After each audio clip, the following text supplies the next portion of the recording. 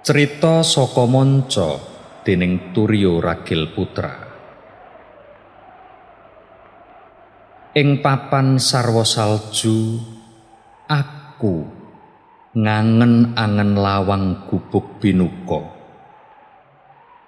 Ana bedhiang lan lincak nanging wis kebacut dadi salju.